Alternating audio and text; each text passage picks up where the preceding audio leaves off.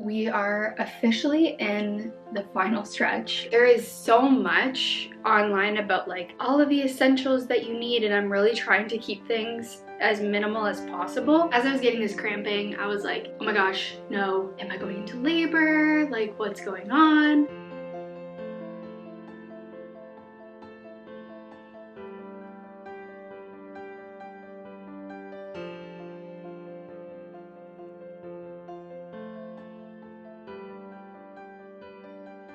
Welcome back, my friends. We are officially in the final stretch of this pregnancy, which is crazy. Baby is a papaya today, and I thought that I would just document the last couple of weeks the best that I can. I documented my first trimester really well, and then I kind of slipped off. What I will say is, relatively speaking, I've had a very comfortable pregnancy and I feel very grateful for that. Mind you, I did say that in my first trimester video where I was like, I actually feel great. Like, I don't feel any nausea, I don't feel tired, and then like a few days later, things took a turn. But even at 35 weeks, I've had friends who have had just like a really rough time throughout not just like the final stretch, but also throughout second trimester, just being really uncomfortable and having really bad sleep. Everyone's experience is so different and so varied. What I saw on the internet prior to being pregnant kind of turned me off from pregnancy and childbirth as a whole. What makes it onto the internet is probably like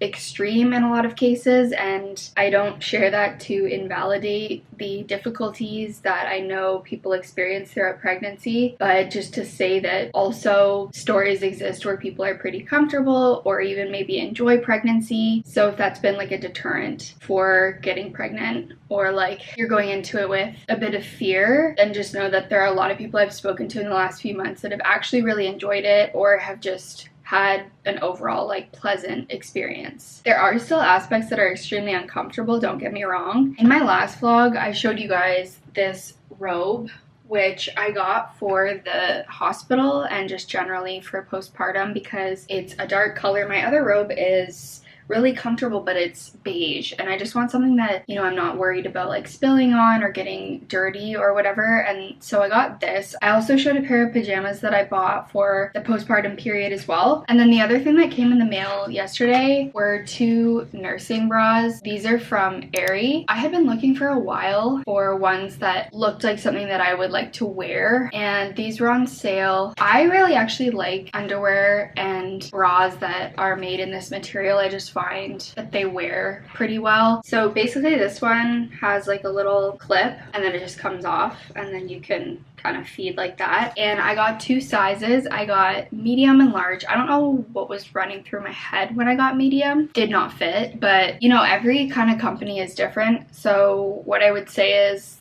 if you're going for this one, maybe go a size above what you would normally get, because normally with bras that aren't like D, double D, 34, whatever, I get like a medium because I like things to be a little bit more snug, but that was just pushing it. And also my bust has grown a lot since being pregnant. What I will say about the large is it has like quite a few notches, so it's easy to adjust, but even on like the loosest notch for the medium, it just was not fitting. So I think I'm gonna exchange that one, and I just got one because I wanted to try it out, but I'll probably get a couple more because it is really comfortable and I do really like it. And I'll probably get darker colors. I don't really know why I got beige. If you are on pregnancy TikTok and you get a lot of pregnancy content, then you probably will have seen a bunch of recommendations for things like dates and red raspberry leaf tea. What I was able to find online suggested that starting some of these things more regularly closer towards like your 40-week date is recommended. Today I'm gonna start eating these medjool dates. I love them, so I don't think it will be difficult for me at all. There are a lot of things that I was seeing online that apparently have like very little scientific data to back it up, and I came across this podcast called Evidence-Based Birth.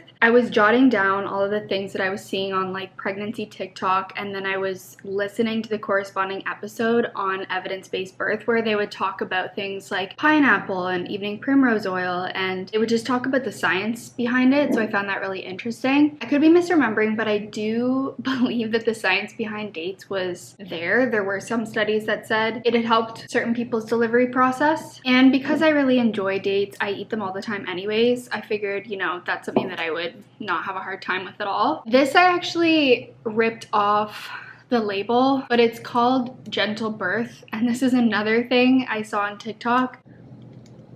It's actually not that bad. People online were really complaining about that, but I don't mind the taste. And then we're just gonna eat our dates. Red raspberry leaf tea is another one of those things that is coming up a lot.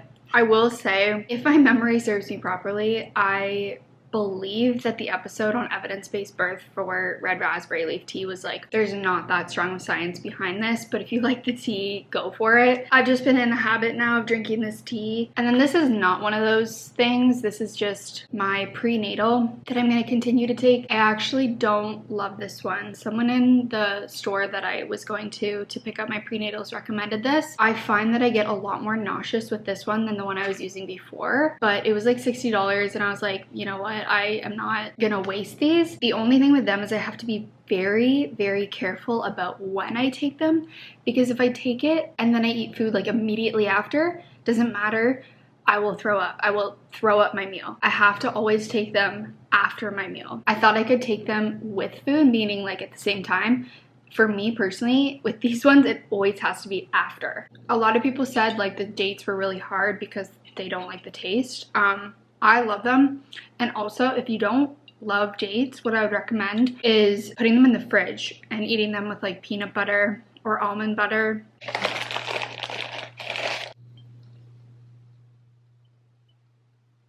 I'm gonna make myself a smoothie for breakfast. That's kind of been my go-to. And then I'll also have an egg white wrap. One thing that has been different with pregnancy eating wise is like I have to eat. I would be pretty lazy in the past with like waking up and starting work and maybe eating like at around 12. Now like I have to eat on a pretty regular schedule, which is good for me because it encourages me to like actually be mindful of having good meals and eating at the right times, because in the past, like I said, it would just be like whenever, and sometimes I'd get to the end of the day and I'd be like, okay, all I've had is like a bagel. But I can't do that now because I just start to feel really nauseous.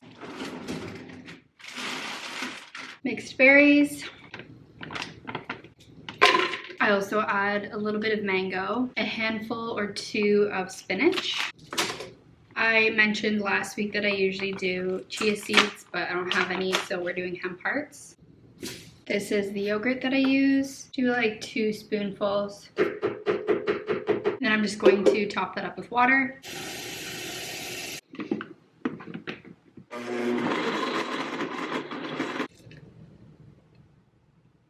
I'm not sure if you guys remember, but a few videos ago I did like a closet organization series, and in that video my closet was actually in the upstairs bedroom, which really didn't make any sense because I sleep down here and the baby's gonna be in here. I moved all of my clothes down into this one, and then also we got this kind of like storage unit from Walmart, nothing fancy, but we're gonna put as much of the baby stuff in there as possible, at least stuff that we'll need for the first little while. Again, it's all upstairs right now, so at some point probably during this vlog I'll need to move everything down. And then I also got like a bunch of these closet organizers, which are actually pretty handy, and I have a few spare ones. These nipple covers, or I don't actually know what they're called, like nipple pads, breast pads. They came with that bra that I bought, the nursing bra, so I feel like I'm just gonna put those all sort of in one place. My mom has also started to sew me a bunch, so she's made me like a few different sizes, those ones and then these ones, so I feel like anything nursing related is gonna go in there. So I'm gonna put my bra that I got in there as well, and then like I said, I'll probably go online and order a couple more. I don't know how many you realistically need. I have friends who say they didn't use them at all, and I'm trying to actually limit what I buy because there is so much online about like all of the essentials that you need, and I'm really trying to keep things as minimal as possible.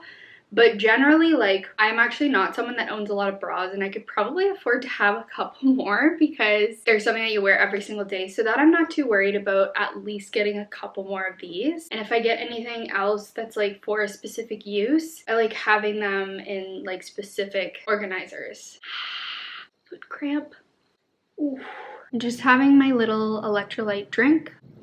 I spent most of the afternoon catching up on some work. I'm just trying to pre-schedule as much content as I can so that I can take some time off work. I have never actually missed a single episode in the 2.5 years that I've been podcasting, so I want to try to keep it going. On the topic of mat leave, I obviously am based in Canada, and I always just assumed that self-employed people don't get any kind of benefits for mat leave. I decided to double check though, and I discovered that actually as a self-employed person there is a program where you can get mat leave. However, you have to have applied a year before you want to take the mat leave, sort of similar to how when you're working a job, I think it's like you have to be at that job for a year to qualify for benefits. Basically, it's a similar thing with this program. I have been self-employed for years now, but I didn't know about the program, nor did I really plan on getting pregnant at the time that we did. I didn't make it this time around, but if we do get pregnant again, then hopefully I'll be able to take it at that point. I'm going to head to the grocery store to pick up a few ingredients for some meals that I want to prep for the freezer. So just having a few things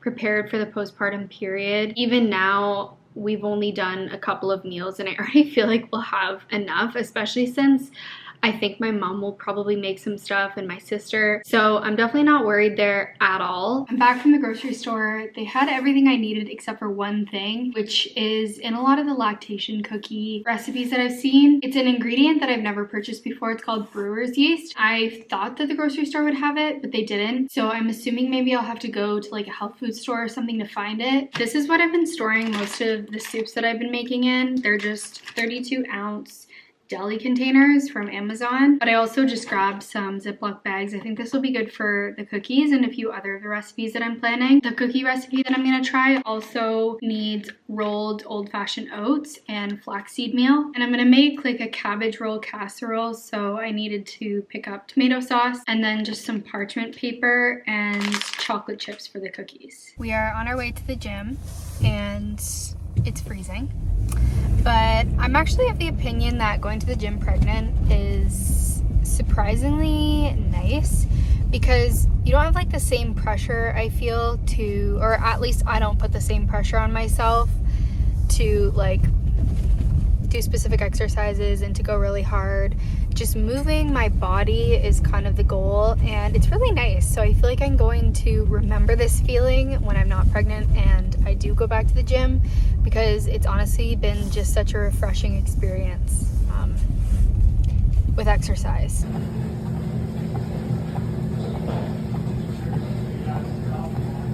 Okay, we've got the brewer's yeast. It was like oddly hard to find, but got myself some brewer's yeast. We're finished at the gym and now we're gonna head home for some dinner.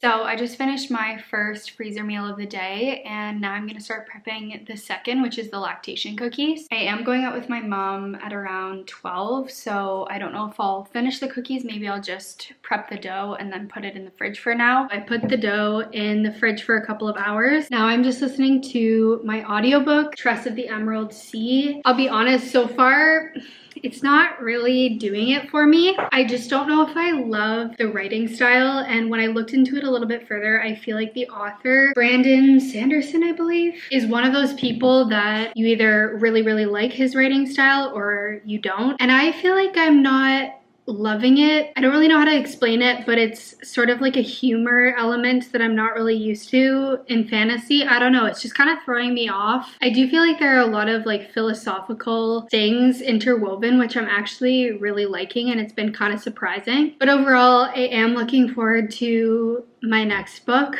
So I decided that I'm going to bake a couple batches of these cookies and then the rest I'm just going to freeze. I've never done that before, but I was looking at the recipe online and it said that you could just freeze the dough. So I feel like I'm gonna do that for some of them, but I do want to try them. Also, this may seem kind of weird, but I have been enjoying wearing gloves when I roll cookie dough recently. I find that when I roll cookie dough without gloves, it just gets like all stuck in my hands and I'm constantly having to like wash them and stuff. I just find it also easier to like roll the dough. I don't know.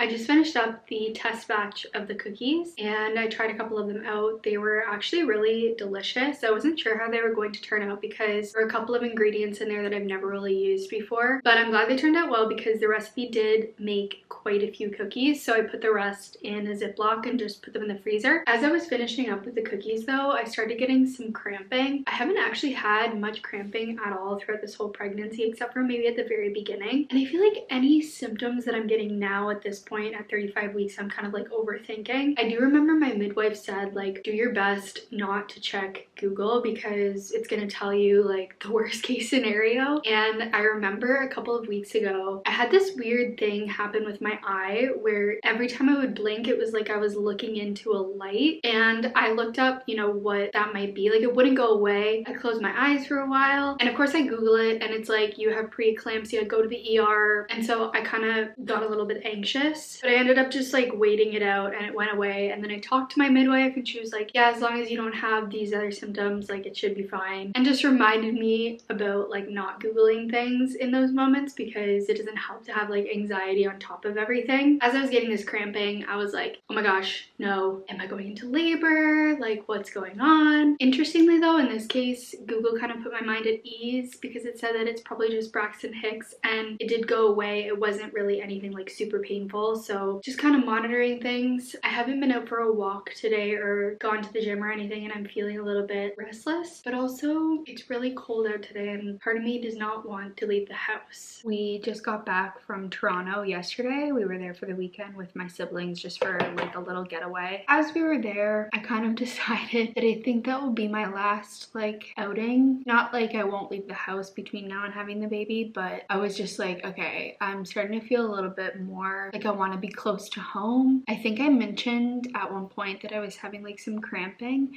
and that very gently continued over the weekend. It wasn't anything bad and it wasn't anything regular, but it did like slightly put me on edge because of course my mind started to go to like, what would we do if I like went into labor when I wasn't close to home? For the most part, I have been pretty comfortable still and haven't had any like really annoying symptoms. But one thing that has started to really bother me in this last month, I would say, is whenever I lay down, I get really congested. Then I'm like mouth breathing the entire night. My mom suggested that I prop myself up on like a pillow and that's actually been helping a lot. The other thing that they say happens often or like can happen is muscle cramping. There have been certain points throughout the pregnancy where I've like had horrible calf cramps specifically. Over the weekend, I literally woke up and my calf was like so tight. It was so painful. And I was also just like very confused because I like woke up in pain. I was like, what the kind of disorienting. We do have a midwife appointment today. We've been going every 2 weeks, but today will be our last one that's like every 2 weeks and then it will switch to every week. The appointments at this point have been pretty quick and pretty standard. They usually just check the heartbeat, they do some measurements, they ask if I'm feeling okay. At one point I was really iron deficient, so they've been taking blood to see that the levels have gone up. They haven't gone back up to the levels that they were at the beginning of the pregnancy, but they are gradually going up. I've been using these supplements that you have to get like over the counter. They're a little bit more intense and I just take them before bed. And then today I have to do this like swab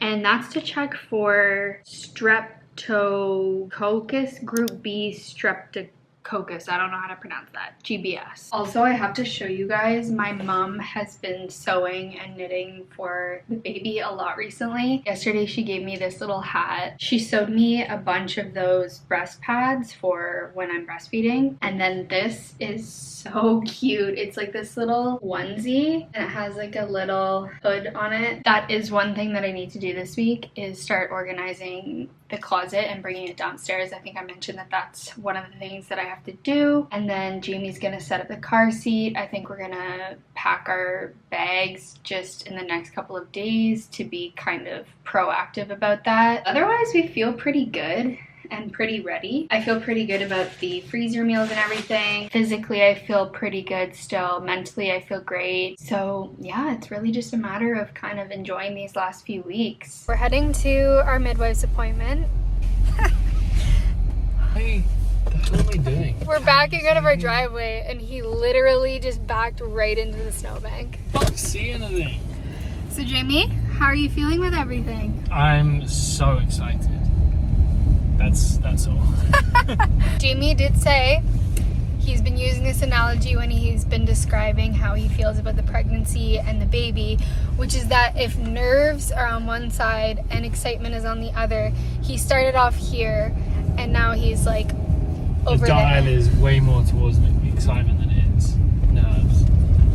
I just can't wait. I need to get my hair cut because Oh yeah, someone commented on one of my TikToks that Jamie got a haircut, which he did. He got like sort of a mullet, but it grew back really fast. It did, and there's a couple of strands, which make it look so bad. Sometimes he wakes up in the morning, I'm like, oh. Good morning, it's Tuesday, and we had our midwives appointment yesterday. Everything went pretty smoothly. Like I said, it's usually just standard kind of measuring the baby, measuring the heartbeat, checking the positioning, which we found out that the head is down, which is good. A few weeks ago, the head was still up, but they said they wanted it to be down around 36 weeks, and she could feel that the head was facing down. She did say that its back is against my back, so it's kind of like extremities are facing forward, and ideally they want the back to be, I guess, like more towards the front of me. She gave me just a few recommendations of like exercises to try, but she said between now and giving birth and even during birth they can like find the right position, so I'm not really too worried about that. She gave us a bunch of info on knowing like when to call when I go into labor, just coming up with kind of a rough plan for what we want to do in terms of like when we want to go to the hospital and all of that stuff. So it was good to kind of chat through that. I'm gonna wrap up this vlog here. Tomorrow I'll be 36 weeks, so we'll start a new little vlog. I hope you've been enjoying this little mini series so far. Excited to see you tomorrow. Not much time will have passed, so I'll see you in that video.